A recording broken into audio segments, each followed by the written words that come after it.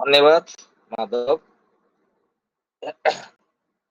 बर्तमान माने वाक्य मध्य को आम जीवा तेणु मुझे अनुरोध करी आपण मैंने जन अच्छा बर्तमान आप जो वीडियो को ऑन करेंगे जार नेटवर्क ठीक अच्छी से ऑन करेंगे जार टे प्रोब्लेम अच्छी से ऑफ करके शुणिले ठीक अच्छे किंतु आम कान आम जो मन आ हृदय को आम वाक्य को आम दबा कारण वाक्य को आम जब ठीक भाव न शुणा तेज आम वाक्य को ठीक भाव बुझी पारानी ना ना जदि आम वाक्य को ठीक भाव बुझी न पारिबा ताको आम आम कार्य आम लगे पारानी तो से वाक्य गोटे एमतिका जिनिस वाक्य जिते जे कहते जी भी हूँ श्रोता मान जो मैंने अच्छा जो मैंने शुणा लोक मैंने आम कौन कर मन आमर कान को आम खोलिक मैंने शुणा आमर दायित्व होले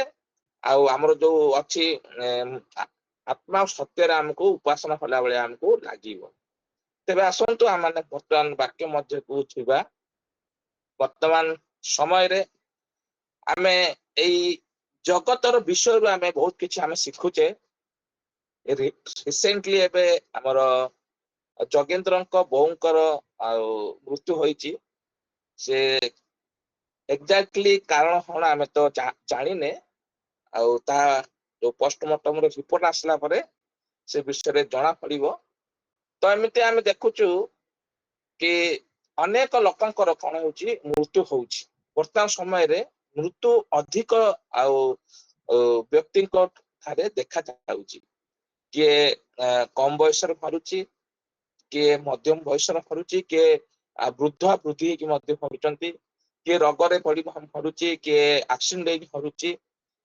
अनेक कारण हेतु कौन होची मृत्यु होची आउ ए मृत्युटा कौन समस्त अच्छी समस्त बर्तमान आम जे जन ए लाइन अच्छु आम परिवार बहुत लोक अच्छा आम कौन अच्छी मृत्यु अच्छी हुए तो आम 5 दिन पर कि काली हो पारे कि रात्रि हो पारे किंतु ता मध्यरु आम किछि विषय शिखिबा कि जो मृत्यु समस्त अच्छी मृत्यु पर कौन अच्छी विचार अच्छी वाक्य आम कहूँ ना मृत्यु पर विचार अच्छी तो से विचार जो आम रखाई से विचार आमे पास हवा कि फेल हवा प्रकृत आम आमर निजे आम जानीचे किए कहे कि मु जानी कि मु पास हेबी कि फेल हेबी कारण आमे कौन करुछे कौन नहीं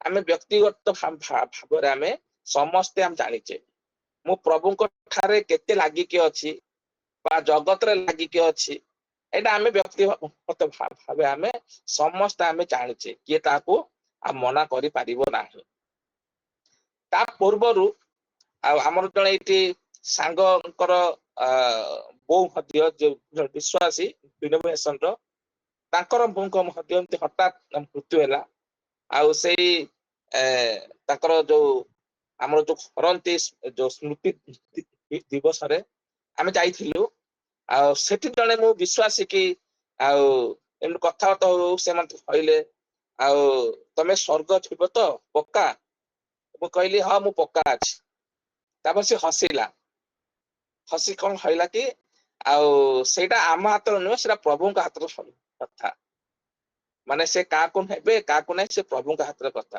ते मु कहली सेटा प्रभु हाथ कथा नुहे से मनुष्य माने आम कथा कि आमे को प्रकार कर्म करिके आमे जगत रे पहुंचुचे आ से कर्म को देखिके से विश्वास को देखिके प्रभु हमको बाछिबे तो लोकंक मन रे बहुत प्रकार धारणा अछि कि आमे जने विश्वास हैला परे बा ख्रिस्टियन हैला परे आमे सियोर कोनबा स्वर्ग जीवा विशेष करी आमे ख्रिस्ट मंडली थिबा भाई भौणी मानक पई कि आमे भाबुचु आम कि आमे सत्य मंडली रो अछु सत्य शिक्षा पाउचु पाइला पर आम बाप्तिस्म होउचु जो बाप्तिस्म माने होउचु तो हमर कोन होउची टिकट हमर लेखाई जाउचु कोन स्वर्ग पाई आमे जहा करू आमे जहा भी ଆଉ ସେମିତି ଆମ ଜୀବନ ହାଟୁ କିଛି ଅସୁବିଧା ନାହିଁ।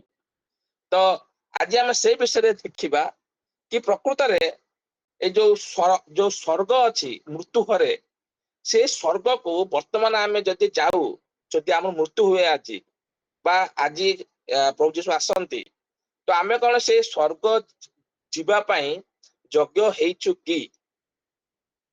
ଯୋଗ୍ୟ ହେଇଛୁ କି? କାରଣ ଆମେ ପ୍ରାୟ ସମସ୍ତେ ସତ୍ୟ ମଣ୍ଡଳୀକି ଆସିକି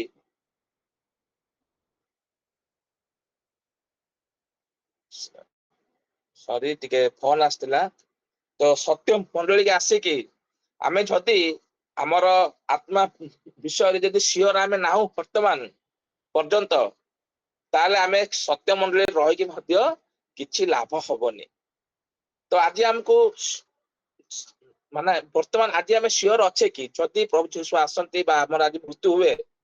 କାହିଁକି ମୁଁ ଏ କଥା ହଉଛି, କାରଣ ମୁଁ ଯେତେବେଳେ ସେ ମୃତ୍ୟୁକୁ ଯାଇଥିଲି, ମାଉସୀଙ୍କର ମତେ ମଧ୍ୟ ଏତେ ବୟସ ହେଇନଥିଲା, ଆଉ ସେ ଚର୍ଚ୍ଚ ମଣ୍ଡଳୀର ଜଣେ ସଦସ୍ୟ। ଆମର ଏମିତି ମଧ୍ୟ ଚର୍ଚ୍ଚ ମଣ୍ଡଳୀରେ ବହୁତ ସଦସ୍ୟ ମୃତ୍ୟୁ ହୁଏ। ଆଉ ସେ ମୃତ୍ୟୁ ଘରେ ଆମର କଣ ହୁଏ? ଆଉ ଗୋଟେ ବିଚାର ଅଛି। ଏବେ ତ ବିଚାର ହବନି, ସେ ଲାଷ୍ଟର ହବ। କିନ୍ତୁ ସେ ଯୋଉ ବିଚାର ହବ, ମନେକର ଆମେ ଆଜି ମରିଯାଉ, ସେ ବିଚାର ଆମେ ପାସ୍ ହେଇପାରିବା କି? ଆମେ ସେଇ ପ୍ରକାର କର୍ମ ବର୍ତ୍ତମାନ ଆମେ କରୁଛେ କି? ବା ସେଇ ପ୍ରକାର ଆଉ ସବୁ ପ୍ରସ୍ତୁତ ଆମେ ଚାଲିଛି କି? ବା ସେଇ ପ୍ରକାର ଆମେ ଜାଗ୍ରତ ବର୍ତ୍ତମାନ ଅଛେ କି? ଆମେ ସେଇ ପ୍ରକାର ଯୋଗ୍ୟତା ହାସଲ କରିଛେ କି? କି ବର୍ତ୍ତମାନ ଯଦି ପ୍ରଭୁ ଯୀଶୁ ଆସନ୍ତି ବା ଆମର ମୃତ୍ୟୁ ହୁଏ, ଆମେ ସେଇ ପାରଦେଶକୁ ଯାଇପାରିବା କି? ତ ୟା ଉପରେ ଟିକେ ଆମେ ଆଜି ଆଲୋଚନା କରିବା। ଆମେ ପଢିବା, ମୁଁ ଅନୁରୋଧ କରିବି ଆମର ନରେନ୍ଦ୍ର ଭାଇଙ୍କୁ ପଢିବା ପାଇଁ ସାହାଯ୍ୟ କରିବେ। ମାଥ୍ୟୁ 24ରେ ଆମେ ପଢିବା, 36 ରୁ 44, ଟିକେ ଜଲଦି ଜଲଦି ପଢିବା। ମାଥ୍ୟୁ 24ର 36 ରୁ 44।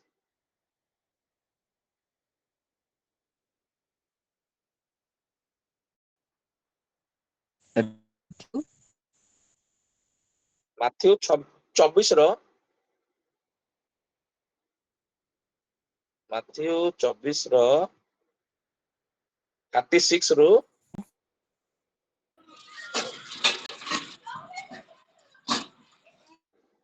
44 ଯାଏ।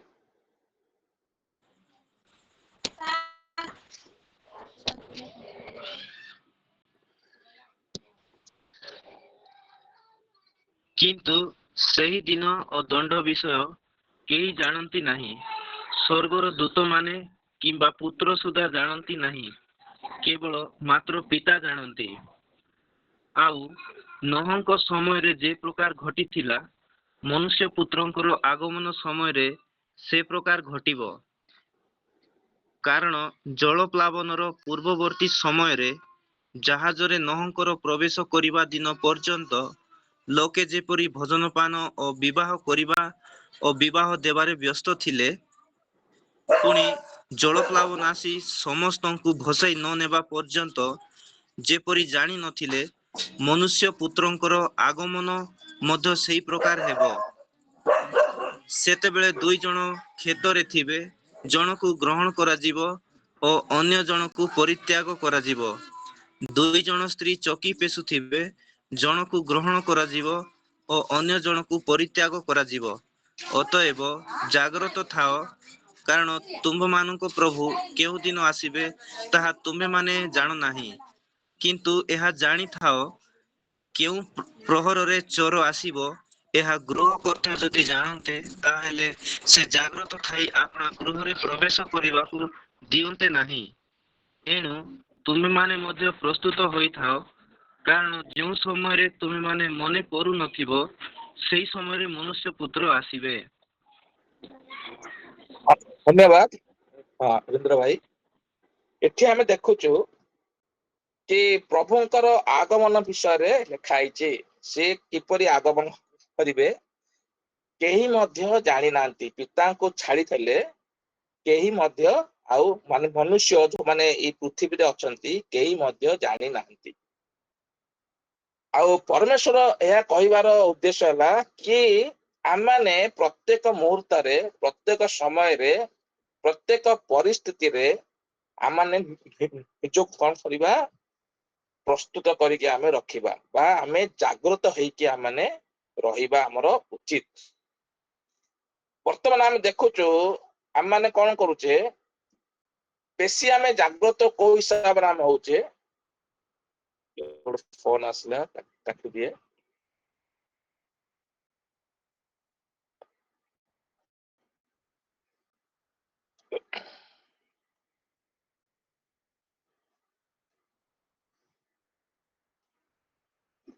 वर्तमान आम देखुचु कि मनुष्य माने मु मध्य आम माने मध्य जागतिक एवं शारीरिक विषय प्रति आम माने बहुत जागृत होचु आमे ना नहीं।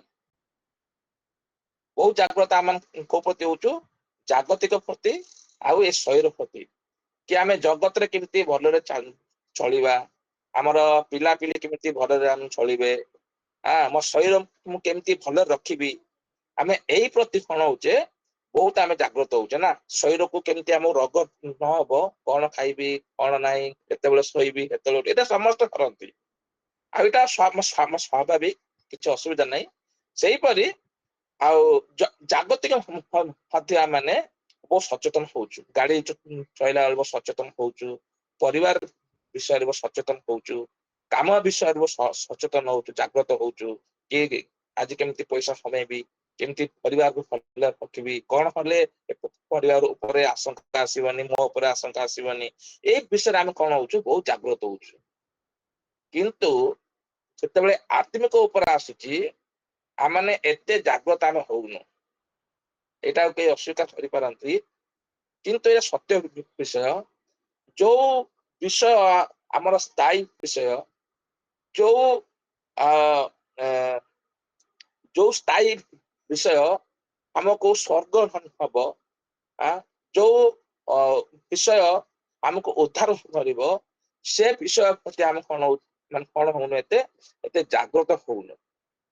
आमे भूल भूल ऊपर भूल अनाज्ञा ऊपर अनाज्ञा ए सब कोन करछु आमे आमे करी चालुछु शिक्षा पाउछु आमने बाइबल पढुछु उपासना को आसुछु आराधना रे बसुछु दान दउछु प्रभोज ग्रहण करूछु सब करूछु आमने। किंतु आमने जागृत होउने आमन कोन होने जागृत होउने। जागृत विषय रे बाइबल हमको बहुत गुड़ाई शिक्षा हमको सिखाए बहुत गुड़ाई शिक्षा काहे कि सिखाए आम पढ़िबा गोटे ख्रिस्टियन हिसाब रे आमनको काहे कि जागृत हेके रहइबो पड़िबो काहे कि हमको सचेतन हेके रहया पई खुआइची काहे कि आमनको प्रस्तुत हेके रहया खुआइची कारण जो पई हमको प्रकृति रे जागृत रहया कथा हम से पई जागृत रहउनु जोटा अस्थाई जोटा अमूल्य किछ मूल्य नाही जो विषय रे आमे से ऊपर बहुत जागृत होउछु। किंतु वाक्य ए विषय रे प्रभु जानी थिले कि मनुष्य एमती हबो बोली तेणु से जागृत पाई वाक्य हमको बहुत गुड़ा विषय हमको सिखाए कि जने ख्रिस्टियन से काहे कि जागृत होइबा आवश्यक अछि। आमान पढिबा रोमियो 13 रो 11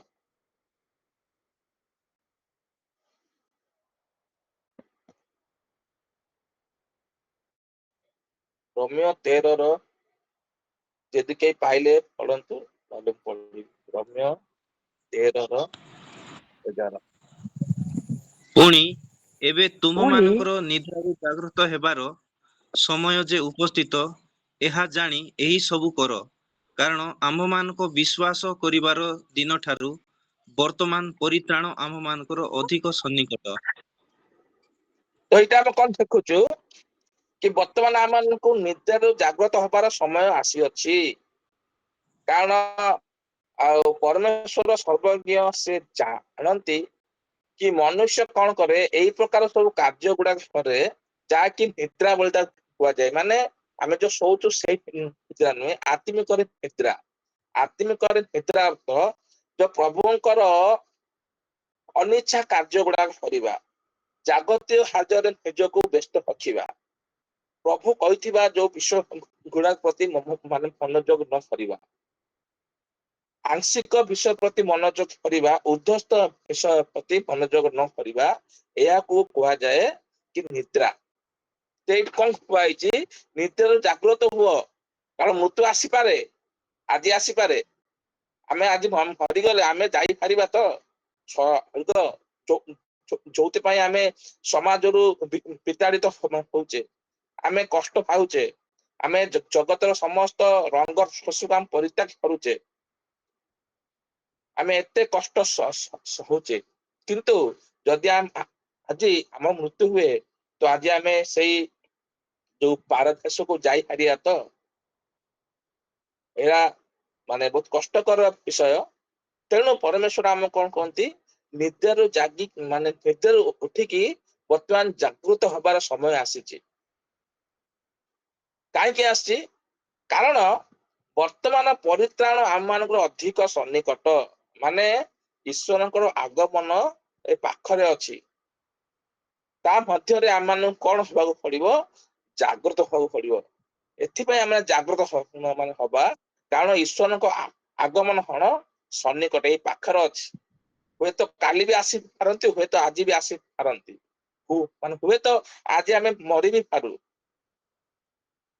ତେଣୁ ଜାଗ୍ରତ ହବା, ବେଶୀ ଜଗତରେ ହସିବାନି, ବେଶୀ ଶାରୀରିକରେ ହସିବାନି। ଯେତେ ସମୟ ମିଳୁଛି ଆମେ ଈଶ୍ୱରଙ୍କୁ ଥବା, ଆମେ ବହୁତ ଖାମଖିଆଲ ଦଉଛେ। ବାକ୍ୟ ଶୁଣୁଛେ, ବାକ୍ୟ ପଢୁଛେ, ଆମେ ଶୁଣୁଛେ ବହୁତ କିଛି, କିନ୍ତୁ ଆମେ କଣ ହଉଛେ? ଖାମଖିଆଲ ହେଇଯାଉଛେ। ହଁ ଆଜି ହେଲାନି, କାଲି ହବା, କାଲି ହବାନି, ପରଦିନ ହବା। ପରମେଶ୍ୱର କହିଛନ୍ତି ବିଳମ୍ବରେ ଆସିବେ, ଆଉ ତାଙ୍କର ବି ଗୋଟେ ସମୟ ଅଛି। ସେ ମାନେ ବିଳମ୍ବ ମାନେ ପୁରା ଜଗିବେନି, ପୁରା କୋଟି ବର୍ଷ। ତା ଭିତରେ ଆମକୁ ପଡିଲେ ନା ମାଥ୍ୟୁରେ, ଚୋର ପରି ସେତେବେଳେ ଆସିବେ, ଆମେ ସେତେବେଳେ କଳ୍ପନା ମଧ୍ୟ କରିନଥିବା ଆମେ ସେଇ ସମୟରେ ଆସିବେ। ଆଉ ସେ ସମୟରେ ଆମେ ଯଦି ନିଜକୁ ଜାଗ୍ରତ କରି ନ ରଖିଥିବା, ଆମର ଆତ୍ମା କଣ ହେଇଯିବ? ବେକାର ହେଇଯିବ। ଆମର ପ୍ରାର୍ଥନା ବେକାର ହେଇଯିବ, ଆମର ଖ୍ରୀଷ୍ଟିଆନ ହବାଟା ବେକାର ହେଇଯିବ, ଆମେ ସତ୍ୟ ମଣ୍ଡଳୀ କି ପ୍ରବେଶ କରିବା ମଧ୍ୟ ଆମର ବେକାର ହେଇଯିବ। ଆଜି ଆମେ ସେ ଉପରେ କଣ କରୁଛେ? ଖାମଖିଆଲ କରୁଛେ। ଆଉ କାହିଁକି ଆମେ ଜାଗ୍ରତ ରହିବା ଆବଶ୍ୟକ? ପ୍ରଥମ କରନ୍ଥୀୟ 16:13, ପ୍ରଥମ କରନ୍ଥୀୟ 16:13।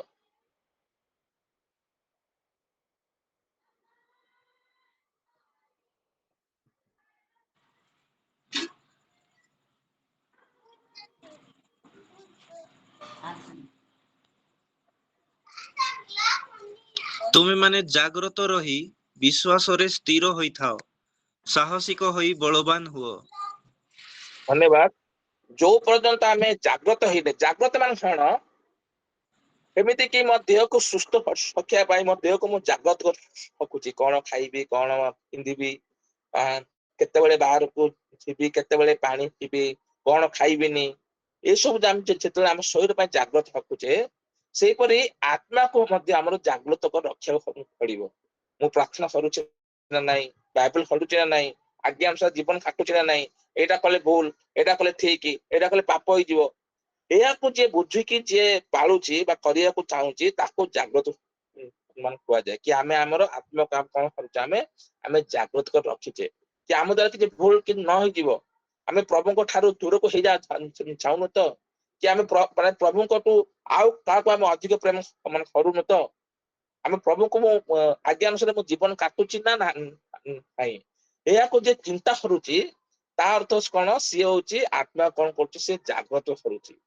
ଆଉ ଜଣେ ଏଇ ସବୁ ବିଷୟ ଯେତେବେଳେ ଜାଗ୍ରତ ହବ, ସେ କଣ ହବ? ନିଶ୍ଚୟ ସେ କଣ ହବ? ସାହସିକ ହବ, ବଳବାନ ହବ। କେମିତି ସାହସିକ ହବ? ଯଦି ସେ ଜାଗ୍ରତ ଅଛି, ତାର କଣ ଯଦି ପରୀକ୍ଷା ଆସୁଛି ବା ତାର କିଛି ସମସ୍ୟା ଆସୁଛି, ସେ ସେଠି କଣ ହବ? ମୁକୁଳି ପାରିବ। ସିଏ ତାର ସେ ସାହସଟା ଅଟୋମେଟିକ ଆସିବ। ତେଣୁ ଜାଗ୍ରତ କହିଲେ ଆମର କଣ ଗୋଟେ ଫାଇଦା ହୁଏ? କି ଆମେ କଣ ହେଇପାରିବା? ଆମେ ସାହସିକ ହେଇପାରିବା, ବଳବାନ ହେଇପାରିବା। ଫାଷ୍ଟ ଆମେ ଦେଖିଲେ କଣ? ଆମେ ଏଥିପାଇଁ ଜାଗ୍ରତ ରହିବା କି ପ୍ରଭୁଙ୍କ ଆଗମନ କଣ ସନ୍ନିକଟ। ଯଦି ସନ୍ନିକଟ ଯଦି ଆସିଥିବେ, ଆମେ ଯାଇପାରିବା। ସେଥିପାଇଁ ଆମକୁ ଜାଗ୍ରତ ହେଇକି ଆମକୁ ରହିବାକୁ ପଡିବ। ସେକେଣ୍ଡ ଆମେ ଦେଖିଲେ, ଯେପରି ଆମେ ପାପ ନ ହବ, ସେଥିପାଇଁ ଆମେ କଣ ହବା? ଜାଗ୍ରତ ହେଇକି ଆମେ ରହିବା। ପଢିବା ଆମେ ପ୍ରଥମ କରନ୍ଥୀୟ 15:34।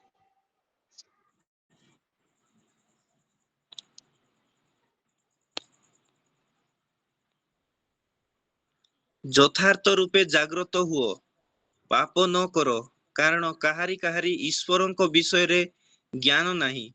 ମୁଁ ତୁମମାନଙ୍କ ଲଜ୍ଜା ନିମନ୍ତେ ଏହି କଥା କହୁଅଛି। ଏଇଟା ଆମେ ଦେଖୁଛୁ କାହିଁକି ଆମେ ଜାଗ୍ରତ ରହିବା କି ଆମେ ଯେପରି ପାପ ନ କରିବା। ଆଜି ଆମେ ପାଦେ ପାଦେ ପାପ କରୁଛୁ, ଆମେ ପ୍ରତ୍ୟେକ ଅଙ୍ଗ ପ୍ରତ୍ୟଙ୍ଗ ଦ୍ଵାରା କାର୍ଯ୍ୟ ପାପ କରୁଛୁ। ଆମକୁ ଜାଗ୍ରତ ରହିବାକୁ ପଡିବ। କାହିଁକି ଜାଗ୍ରତ ରହିବାକୁ ପଡିବ? କାରଣ କାହାର କାହାର ଈଶ୍ୱରଙ୍କ ବିଷୟରେ ଜ୍ଞାନ ନାହିଁ ଏ ଲେଖା ହେଇଛି। ସେଥିପାଇଁ ସେ ଲଜ୍ଜା ଦେବା ନିମନ୍ତେ କହୁଛନ୍ତି, କିନ୍ତୁ ଈଶ୍ୱର ପାଖକୁ ଆସିଛୁ, ଈଶ୍ୱରଙ୍କ ବିଷୟରେ ଜାଣିଛୁ, ଯେ ଜାଣେ ଆମର କଣ ଅବସ୍ଥା ହବ ପାପ ହେଲେ, କଣ ଆମର ସେଇ ସମୟରେ ଆମର ଅସୁବିଧା ହବ। ସେଇ ସମୟରେ କାନ୍ଦିଲେ ମଧ୍ୟ କିଏ ପିଠିରେ ପଡିବେ, ନା ସ୍ତ୍ରୀ ପଡିବ, ନା ପିଲା ପଡିବ, ନା ବାପା ପଡିବ, ନା ମା ପଡିବ, ନା କୌଣସି ଭାଇ ବନ୍ଧୁ ଆମର ସେ ସମୟରେ ପଡିବେ। ସେ ସମୟରେ ଯିଏ ଯାହାର ବିଚାରର ସେ ଦାୟୀ ହବ, ଯିଏ ଯାହାର କର୍ମର ଦାୟୀ ହବ। ସେଇ ସମୟରେ କିଏ କହିବେନି କି ପ୍ରଭୁ ମୁଁ ଜାଣିନଥିଲି ଆପଣଙ୍କ ବିଷୟରେ, ମତେ କିଏ କହିନାହାନ୍ତି। ତେଣୁ ଜାଗ୍ରତ ହୁଅ। ଏଇ ଶେଷ ସମୟରେ ଆମକୁ ଜାଗ୍ରତ ହେବାକୁ ପଡିବ। ଆମେ ଜାଗ୍ରତ ହବା ପରିବର୍ତ୍ତେ ଆମେ କଣ ହଉଛେ, ଅବହେଳା ହେଇଯାଉଛେ। ପରମେଶ୍ୱରଙ୍କୁ ପ୍ରଥମ ସ୍ଥାନ ହଉନେ, ପରମେଶ୍ୱର ଆଜ୍ଞାକୁ ଅମାନ୍ୟ ହଉଛେ, ପରମେଶ୍ୱରଙ୍କୁ ଦୁଃଖ ଦେଲା ଭଳି ଆମେ କାର୍ଯ୍ୟ କରୁଛେ ଆମେ। ତେଣୁ ଆମକୁ ବାକ୍ୟ କଣ କହୁଛେ, ତମେ ଜାଗ୍ରତ ହୁଅ। ପାପ ଅର୍ଥ କଣ ଆମେ ଜାଣିଛେ, ତାଙ୍କର ଆଜ୍ଞା ଉଲ୍ଲଂଘନ କରିବା ହଉଛି ପାପ। ଆଉ ଗୋଟେ କାରଣ ଆମେ ଦେଖିବା କାହିଁକି ଆମେ ଜାଗ୍ରତ ରହିବା ଆବଶ୍ୟକ। କଲୋସିଓ 4:2, କଲୋସିଓ 4:2।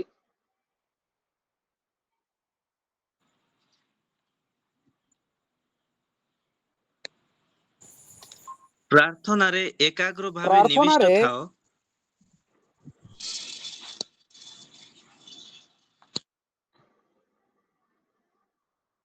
ପଢ, ଯେ ପଢୁଛ ପଢେ। ମୁଁ ପଢି ଦଉଛି ତାହେଲେ। ଶୁଭା ଯାଉଛି ସାଉଣ୍ଡ?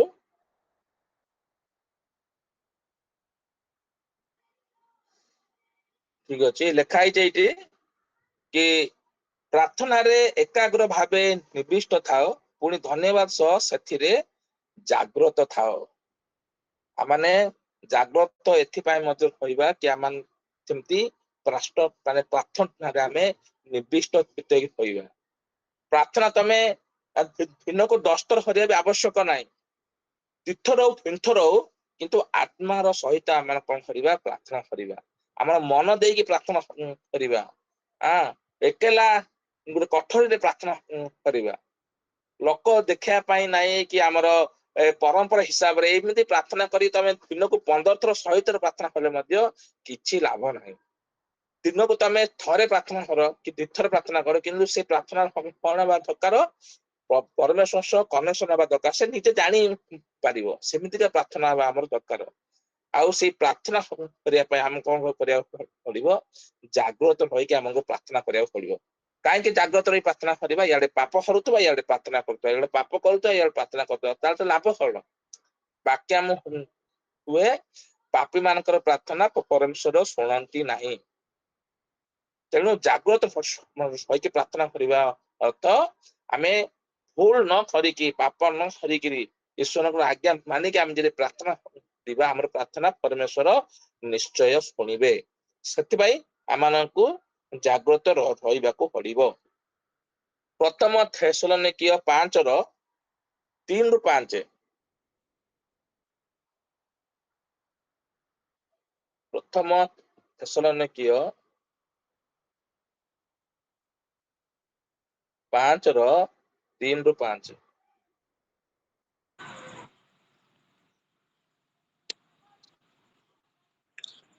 ଯେତେବେଳେ ଲୋକେ ଶାନ୍ତି ଓ ନିରାପଦ ବୋଲି କହୁଥିବେ, ସେତେବେଳେ ଗର୍ଭବତୀର ପ୍ରସବ ବେଦନା ତୁଲ୍ୟ ହଠାତ୍ ସେମାନଙ୍କ ବିନାଶ ଉପସ୍ଥିତ ହେବ, ଆଉ ସେମାନେ କୌଣସି ପ୍ରକାରେ ରକ୍ଷା ପାଇପାରିବେ ନାହିଁ। କିନ୍ତୁ ହେ ଭାଇମାନେ, ତୁମ୍ଭେମାନେ ଅନ୍ଧକାରରେ ନାହଁ, ଯେ ସେ ଦିନ ଚୋର ପରି ଅନପେକ୍ଷିତ ଭାବରେ ତୁମମାନଙ୍କର ନିକଟରେ ଉପସ୍ଥିତ ହେବ। କାରଣ ତୁମେମାନେ ସମସ୍ତେ ଆଲୋକ ଓ ଦିବସର ସନ୍ତାନ, ଆମେମାନେ ରାତ୍ରି କି ଅନ୍ଧକାରର ସନ୍ତାନ ନୋହୁଁ। 6:6 ଅତଏବ ଆସ, ଆମ୍ଭେମାନେ ଅଣଜିହୁଦୀ ମାନଙ୍କ ପରି ନିଦ୍ରିତ ନ ହେଉ, ମାତ୍ର ଜାଗ୍ରତ ହୋଇ ସଚେତନ ରହିବା। ଆମେ ମାନେ କଣ ଅଣଜିହୁଦୀ ମାନଙ୍କ ପରି ବା ବିଜାତି ମାନଙ୍କ ପରି ନ ହେଇକି ଆମେ କଣ କରିବା, ଜାଗ୍ରତ ହେଇକି ଶୋଇବା ବୋଲି କୁହାହଉଛି। କାହିଁକି ଜାଗ୍ରତ କହିବା? କାରଣ ଆମେ ଯଦି ବର୍ତ୍ତମାନ ଜାଗ୍ରତ ନ ହେଇଥିବା, ଆଉ ଯୋଉ ସମୟରେ ପରମେଶ୍ୱର ଆସିବେ ସେ ସମୟରେ ଆମେ ଆଉ ରକ୍ଷା ପାଇପାରିବା ନାହିଁ। ବର୍ତ୍ତମାନ ସମୟ ଅଛି, ଆଜି ଏଇ 2 ମିନିଟ ଭିତରେ ସମୟ ଅଛି। ଯଦି ଆମେ ଏ 2 ମିନିଟ ପରେ ମଧ୍ୟ ପ୍ରଭୁ ଆସିପାରନ୍ତି। ତା ଭିତରେ ଆମେ ଯଦି କୌଣସି ଭୁଲ, କୌଣସି ଅପରାଧ, କୌଣସି ଏମିତି କାର୍ଯ୍ୟ କରିଛେ ଯାହାକି ପରମେଶ୍ୱରଙ୍କ ଠାରୁ ଆମେ ଦୂରକୁ ଯାଇଛେ, ବା ଏ ପର୍ଯ୍ୟନ୍ତ ଆମର ବିଶ୍ୱାସ ଆସିନି କି ଆମେ ମଲେ ବା ଈଶ୍ୱର ଆସିଲେ ଆମେ ସ୍ୱର୍ଗ ଯାଇପାରିବା କି ନାହିଁ, ଯଦି ନାହିଁ ବର୍ତ୍ତମାନ ଆମେ ଅନୁତାପ କରି ପରିବର୍ତ୍ତନ କରିକି ଜାଗ୍ରତ ହବାର ସମୟ ବର୍ତ୍ତମାନ ଆସିଛି। ପରମେଶ୍ୱର ସେଇ ସମୟରେ ମାନେ କହି ଆସନ୍ତି କି ଜାଗ୍ରତ ରହି ପ୍ରାର୍ଥନା କର ବୋଲିକି। ଭିତରକୁ କହିଥିଲେ ନା ଜାଗ୍ରତ ରହି ପ୍ରାର୍ଥନା କର।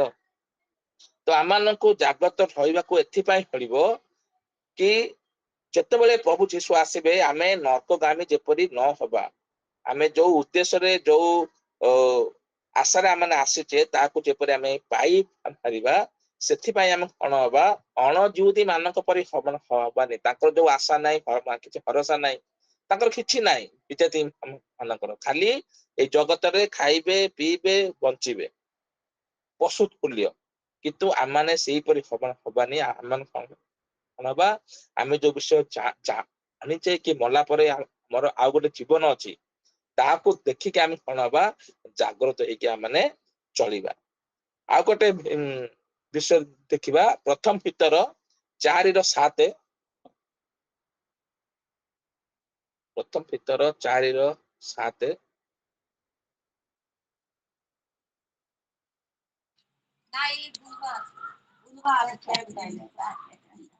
ମାତ୍ର ସମସ୍ତ ବିଷୟର ଅନ୍ତିମ ସମୟ ସନ୍ନିକଟ। ଅତଏବ ସୁବୁଦ୍ଧି ହୁଅ, ପୁଣି ପ୍ରାର୍ଥନା କରିବା ପାଇଁ ଜାଗ୍ରତ ଥାଅ। ଏଇଟା ଆମେ କଣ ଦେଖୁଛୁ, ସମସ୍ତ ବିଷୟର ଅନ୍ତିମ ସନ୍ନିକଟ ଲେଖାଯାଇଛି। ସମସ୍ତ ବିଷୟର ବହୁତ ପାଖରେ, ଯେତେ ଦିନ ଆମର ବଢି ବଢି ବଢି ବଢି ଯାଉଛି, ସେତେ କଣ ହଉଛି, ସମୟ ସନ୍ନିକଟ ହେଇ ହେଇ ହେଇ ଆସୁଛି। ଯେତେ ସମୟ ବଢି ବଢି ଯାଉଛି, ଆମେ ସେତେ ଭୁଲ କରି କରି କରି କରି ଯାଉଛୁ। ବର୍ତ୍ତମାନ ଆମ ସମୟ ଆସିଛି ଆମେ ସଚେତନ ହବା ପାଇଁ, ଜାଗ୍ରତ ହବା ପାଇଁ, ଆମକୁ ଦେଖିବା କଥା। ବର୍ତ୍ତମାନ ଆମେ କଣ କରୁଛୁ, ଆମେ ଆତ୍ମାକୁ ଜାଗ୍ରତ ନ କରିକି ଆମେ ଆମ ଶରୀରକୁ, ଆମ ପରିବାରକୁ, ଏ ଜଗତକୁ, ଆମ ଟଙ୍କାକୁ, ପଇସା ପାଇଁ ଆମେ କଣ ଜାଗ୍ରତ ହଉଛୁ। ଆମେ ବାରମ୍ବାର ବାରମ୍ବାର ଆମକୁ କଣ କରୁଛି, ବାକ୍ୟ ଆମକୁ ସଚେତନ କରୁଛି। ପରମେଶ୍ୱର କେତେବେଳେ ଆସିଯିବେ, ସେଇ ସମୟ ପରେ ଆଉ ଜମା ଆମକୁ ଚାନ୍ସ ନାହିଁ। ଆଉ ବର୍ତ୍ତମାନ ସମୟ ଆସିଛି କି ଆମମାନେ ଜାଗ୍ରତ ହବା ପାଇଁ। କାହିଁକି ଜାଗ୍ରତ ମାନେ ହବା, ଏଇ ବାକ୍ୟ ଅନୁସାରେ କି ଅନ୍ତିମ ସମୟ କଣ ହଉଛି, ସନ୍ନିକଟ ହଉଛି। ପ୍ରଭୁ ଆସିଲା ପରେ ଆମେ ଏବେ ଯେତେ ଭଲ ମାନେ ଆମେ ଅଛେ, ଧାର୍ମିକ ଅଛେ କି ପବିତ୍ର ଅଛେ କି ଆମେ 5 ମିନିଟ ପରେ ବି ଯଦି ଭୁଲ କରିଦଉଛୁ, ଆଉ ସେଇ ସମୟ ଯଦି ପ୍ରଭୁ ଯଦି ଆସୁଛନ୍ତି ମାନେ ଆମେ ଗଲା। ଆମେ ଏତେ ଦିନ ଯୋଉ ସବୁ କାର୍ଯ୍ୟ, ଏତେ ଦିନ ଯୋଉ ସବୁ ଆମର ଦୁଃଖ କଷ୍ଟ କଣ ହେଇଯିବ, ସବୁ ବେକାର ହେଇଯିବ। ତେଣୁ ପ୍ରତ୍ୟେକ ସମୟ, ପ୍ରତ୍ୟେକ ମୁହୂର୍ତ୍ତରେ ଆମକୁ ସଚେତନ ହେଇକି ଜାଗ୍ରତ ରହିବାକୁ ପଡିବ। ଆଉ ଲାଷ୍ଟ ଗୋଟେ ବିଶେଷ ବିଷୟ ପାଇଁ ଆମମାନଙ୍କୁ ଜାଗ୍ରତ ରହିବାକୁ ପଡିବ। ସେଇ ପ୍ରଥମ ପିତର 5:8। ପ୍ରଥମ ପିତର 5:8।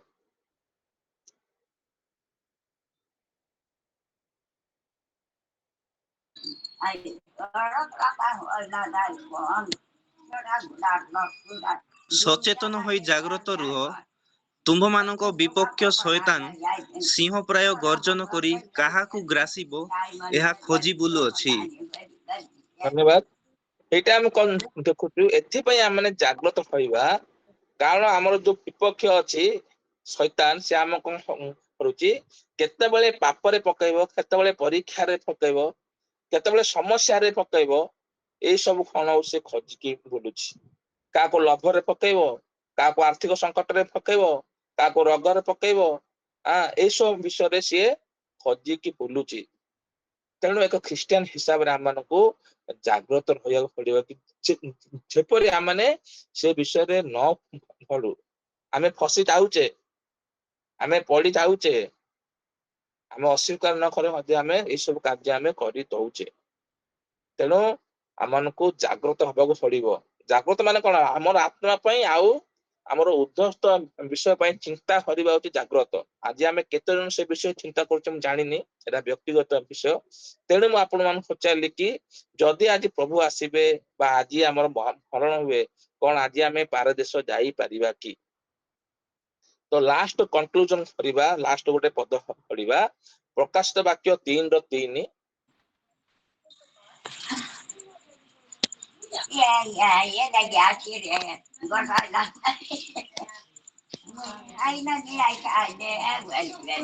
ଏଣୁ କି ପ୍ରକାରେ ଶିକ୍ଷା ପାଇଅଛ ଓ ଶ୍ରବଣ କରିଅଛ, ତାହା ସ୍ମରଣ କରି ପାଳନ କର ଓ ମନ ପରିବର୍ତ୍ତନ କର। ଯଦି ଜାଗ୍ରତ ନ ହୁଅ, ତାହା ହେଲେ ଆମ୍ଭେ ଚୋର ପରି ଆସିବୁ, ଆଉ କେଉଁ ସମୟରେ ତୁମ୍ଭ ଉପରେ ଆସି ପଡିବୁ, ତାହା ତୁମ୍ଭେ କୌଣସି ପ୍ରକାରେ ଜାଣିବ ନାହିଁ। ଧନ୍ୟବାଦ। ଏଟା ଆମେ ଲାଷ୍ଟ ଗୋଟେ କନକ୍ଲୁଜନ କଣ? ଯଦି ଆମେ ଜାଗ୍ରତ ନହଉ ବର୍ତ୍ତମାନ ପର୍ଯ୍ୟନ୍ତ, ଯଦି ଆମେ ବର୍ତ୍ତମାନ ପର୍ଯ୍ୟନ୍ତ ସେ ବିଶ୍ୱାସ ନାହିଁ କି ଆଜି ଆମେ ମଲେ କି ପ୍ରଭୁ ଯୀଶୁ ଆସିଲେ ଆମେ ସ୍ୱର୍ଗ ଯାଇପାରିବା ନାହିଁ କି ଯାଇ ପାରିବା, ଆମେ ଯଦି ଦ୍ୱନ୍ଦ୍ୱରେ ଅଛୁ, ତାହେଲେ ଆମକୁ କଣ କରିବାକୁ ପଡିବ? ଯୋଉ ଶିକ୍ଷା ମାନେ ଶୁଣିଥିଲୁ, ଯୋଉ ଶିକ୍ଷା ଆମେ ପାଇଥିଲୁ, ତାକୁ ପୁଣି ଥରେ ମନେ ପକେଇକି ତାକୁ କଣ କରିବାକୁ ପଡିବ? ପାଳନ କରିବାକୁ ପଡିବ। ଆଉ ଯୋଉ ଭୁଲ କରିଛେ ସେ ଭୁଲ ପାଇଁ ଆମେ ପରିବର୍ତ୍ତନ ହବାକୁ ପଡିବ। ଆମମାନଙ୍କୁ ଜାଗ୍ରତ ହବାକୁ ନିହାତି ପଡିବ। ନହେଲେ ଏଇଠି କଣ ଲେଖା ହେଇଛି? ଯଦି ପ୍ରଭୁ ଯୀଶୁ ଆସିବେ ନା, ସେଇ ସମୟରେ ଏମିତି ଆମ ଉପରେ ପଡିବେ କି ଆଉ ଆମେ ଯାହା କଲେ ମଧ୍ୟ, ଯେତେ ଚିଲେଇଲେ ମଧ୍ୟ, ଯେତେ କାନ୍ଦିଲେ ମଧ୍ୟ ଆମେ କିଛି ଆମର ଆଉ ଲାଭ ହବନି, ବା ସେଇ ସମୟରେ ଆଉ ଆମ ପ୍ରତି ଦୟା ଦେଖାଯିବ ନାହିଁ। କାରଣ ସମୟ ବର୍ତ୍ତମାନ ଆଜି ସମୟ, ଏଇ ବାକ୍ୟ ଦ୍ଵାରା ସମୟ ବର୍ତ୍ତମାନ ଏବେ ମଧ୍ୟ ମୁଁ କହିପାରିବି। କାରଣ ସେ ବିଶ୍ୱାସ, ସେଇ ଆଶା ବା ସେଇ ଦୃଢ ସଂକଳ୍ପ ଆମମାନଙ୍କ ମଧ୍ୟରେ ରହିବା ନିହାତି ଆବଶ୍ୟକ କି ମୁଁ ଆଜି ମଲେ ସ୍ୱର୍ଗ ଯିବିତ, କି ଆଜି ଯଦି ପ୍ରଭୁ ଯୀଶୁ ଆସିବେ ମତେ ବିଚାରରେ ପାସ୍ ହେଇ ପାରିବି ତ। ଏଇ ଯଦି ବିଶ୍ୱାସ ଆମ ପାଖରେ ନାହିଁ, ଏଇ ଯଦି ଯୋଉ ପ୍ରସ୍ତୁତ ଆମେ ହେଇନୁ, ତ ବର୍ତ୍ତମାନ ଏଇ ବାକ୍ୟ ମାଧ୍ୟମରେ ପରମେଶ୍ୱର ମାନଙ୍କୁ ସଚେତନ ଆଉ ଜାଗ୍ରତ କରିବାକୁ ଚାହାନ୍ତି କି ଯଥା ଶୀଘ୍ର ପରିବର୍ତ୍ତନ ହୁଅ।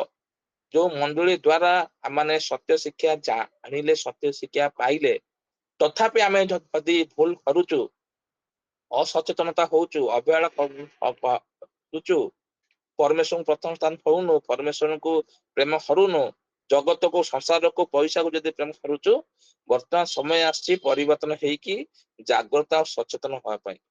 ଆଉ ଏଇ ବାକ୍ୟ ମୁଁ ଏଥିପାଇଁ କହିଲି କାରଣ ଯୋଉ ମୃତ୍ୟୁର ଭରସା ନାହିଁ।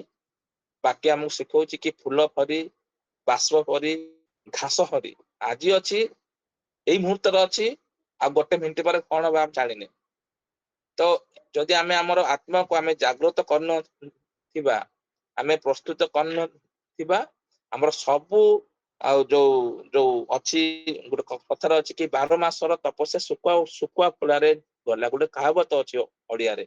ମାନେ ଯେତିକି ଆମେ କଷ୍ଟ କରିଥିବା ସେ ସବୁ ବେକାର ହେଇଯିବ, ବେକାର ହେଇଯିବ। ନାମକୁ ଆମେ ନାମଧାରୀ ଖ୍ରୀଷ୍ଟିଆନ ହବାନି, କି ନାମ ଧାରୀ ପ୍ରାର୍ଥନାକାରୀ ହବାନି, ମାନେ ଗୋଟେ ବିଶ୍ୱସ୍ତ। ଆଉ ସେ ବିଶ୍ୱାସ ଆମ ଭିତରେ ବର୍ତ୍ତମାନ ଯଦି ନାହିଁ, ଆମେ ଆଣିବା। ଆଉ ସେ ବିଶ୍ୱାସ ପାଇଁ ଯାହା ଯାହା ଦରକାର ଆମେ କହିଲେ ଏବେ, ସେ ସବୁ ଚାବିକାଠି ଦିଆହେଲା କି ଜାଗ୍ରତ ରହିବାର ଚାବିକାଠି, କାହିଁକି ଆମେ ଜାଗ୍ରତ ରହିବା। ଆଉ ସେ ସବୁ ବିଷୟ ଯଦି ଆମେ କରିବା, ଆମେ ଆଜି ମଧ୍ୟ କଲେ ଈଶ୍ୱରଙ୍କ ପାଖକୁ ଆମେ ଆରାମରେ ଆମେ ଯାଇପାରିବା। ତ ଏଇ ଯୋଉ ବାକ୍ୟ ସାହାଯ୍ୟରେ ପରମେଶ୍ୱର ଆମ ସମସ୍ତଙ୍କୁ ଆଶୀର୍ବାଦ କରନ୍ତୁ।